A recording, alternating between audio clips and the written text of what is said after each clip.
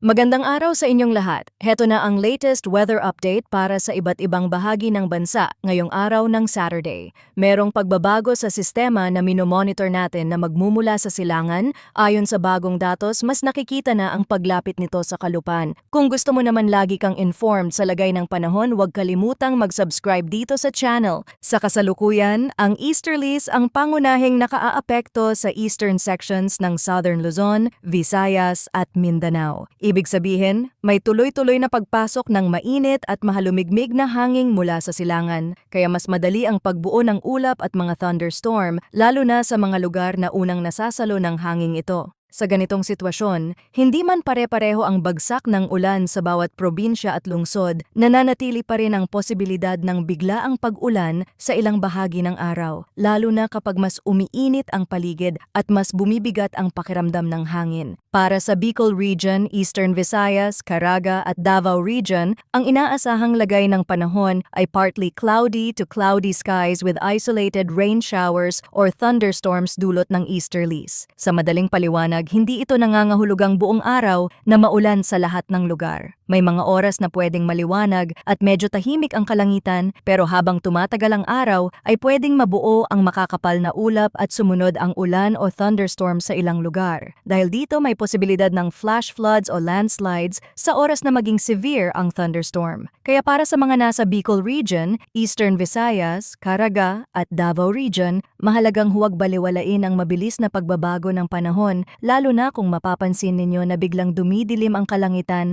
at lumalakas ang hangin. Sa Bicol Region, mas kailangang maging mapagmatyag lalo na sa mga lugar na malapit sa kabundukan, ilog at mga mabababang komunidad. Kahit isolated ang mga pag-ulan, kapag may isang thunderstorm cell na mabuo at tumagal sa iisang lugar, pwede itong magbuhos ng malakas na ulan sa maikling panahon. Sa ganitong setup, hindi kailangang maghapon ang malakas na ulan para magkaroon ng pagbaha. Kung minsan, sapat na ang maikling oras ng matinding buhos para magdulot ng mabilis na pag-apaw ng tubig sa mga mababang lugar o pagdaloy ng putik sa mga paanan ng bundok. Kaya kung may mga lakad, biyahe o gawain sa labas, mas mabuting maging handa sa posibilidad ng biglaang pag-ulan. Sa Eastern Visayas, pareho rin ang mahalagang paalala. Dahil nasa silangang bahagi ito ng bansa, isa ito sa mga lugar na madaling maapektuhan kapag mas aktibo ang easterlies. Pwedeng magsimula ang araw na medyo maaliwalas, pero habang mas umiinit ang paligid at mas humahalo ang moisture sa atmosphere, pwedeng sumunod ang pagbuo ng mga ulap at thunderstorm. Sa mga bayan at lungsod na malapit sa dagat, ilog at matataas na bahagi ng lupa, makabubuting maging maingat dahil kapag tumapat ang mas malakas na thunderstorm sa inyong lugar, may posibilidad ng flash floods at landslides. Hindi man pare-pareho ang epekto sa buong rehiyon,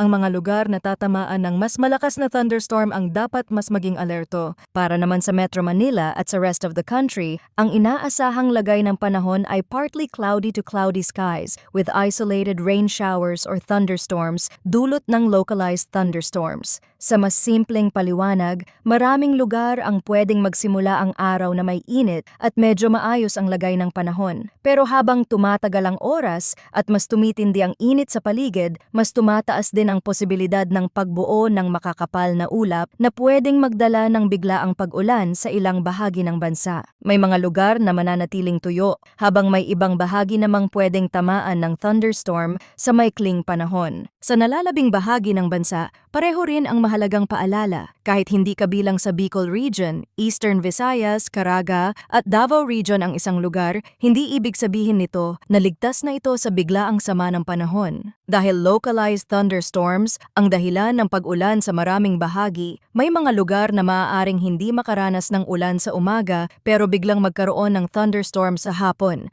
Kaya kung mapapansin ninyo na mas umiinit ang paligid, mas mabigat ang pakiramdam ng hangin, at unti-unting dumadami ang makakapal na ulap, iyan ay mga senyales na pwedeng may mabuo na namang thunderstorm sa inyong lugar. Sa ganitong sitwasyon, laging pinakamainam ang maagang pag-iingat. Pagdating naman sa hangin at kondisyon ng karagatan, sa extreme northern Luzon ay inaasahan ang light to moderate na hangin na magmumula sa south hanggang southwest. Ang coastal waters dito ay slight to moderate, na may taas ng alon na nasa 0.6 hanggang 1.5 meters. Ibig sabihin, hindi pa naman pinakamalubha ang lagay ng dagat pero hindi rin ito dahilan para maging pabaya. Lalo na para sa maliliit na bangka at sa mga mangingisda, mahalagang obserbahan ang aktuwal na kondisyon ng dagat bago bumiyahe. Kapag napapansin na lumalakas ang hangin o pumapangit ang lagay ng kalangitan, mas mabuting huwag ipilit ang paglalayag. Sa nalalabing bahagi ng bansa, ang hangin ay light to moderate at magmumula sa southeast hanggang south. Ang coastal waters naman ay slight to moderate na may taas ng alon na nasa 0.6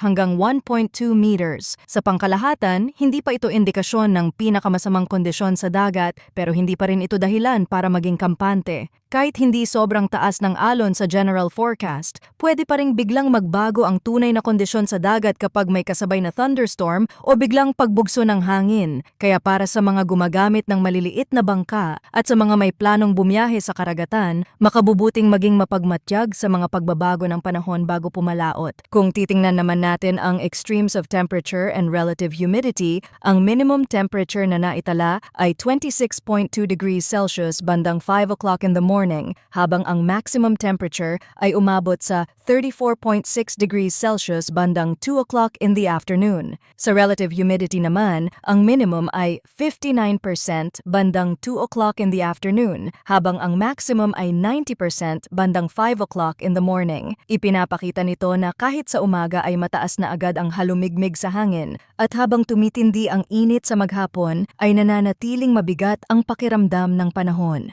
Ang ganitong kombinasyon ng init at moisture sa atmosphere ay isa sa mga dahilan kung bakit pwedeng mas madaling mabuo ang localized thunderstorms sa maraming bahagi ng bansa. Ito rin ang dahilan kung bakit maraming tao ang makararamdam ng alinsangan at mabilis na pagkapagod lalo na sa mga lugar na sementado, kulob at kaunti ang daloy ng hangin. Kapag ganito ang panahon, mas mabuting uminom ng sapat na tubig at maging maingat lalo na kung may lakad sa labas sa tanghali o hapon. Malinaw na ang kombinasyon ng init at mataas na halumigmig ay nakadaragdag sa discomfort at pwede ring maging salik sa pagbuo ng biglaang thunderstorm sa ilang lugar. Ngayon, pag-usapan naman natin ang long-range forecast. Ayon sa pinakahuling datos, may pagbabago sa kilos ng posibleng bagyo. Mas dumadami ang mga weather model na nagpapakita ng landfall scenario sa kalupaan ng bansa sa Luzon. Ibig sabihin, may mga senyales sa mas malayong forecast na posibleng lumapit o tumama ang isang posibleng sistema sa ilang bahagi ng Luzon.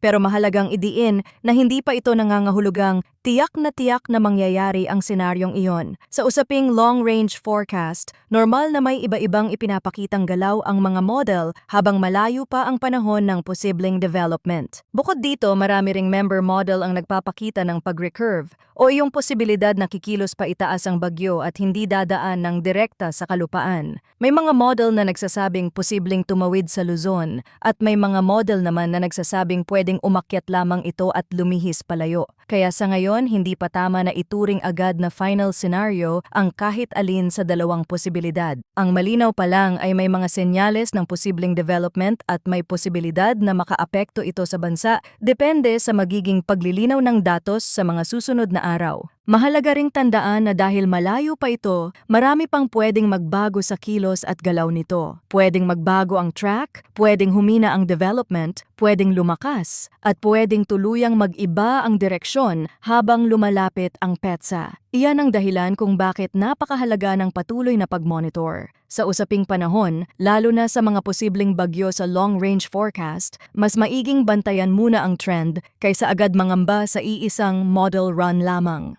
Habang dumarami ang pumapasok na bagong datos, mas lilinaw kung ang mas malamang na mangyari ay landfall ba sa Luzon o recurvature patungo sa mas mataas na latitude.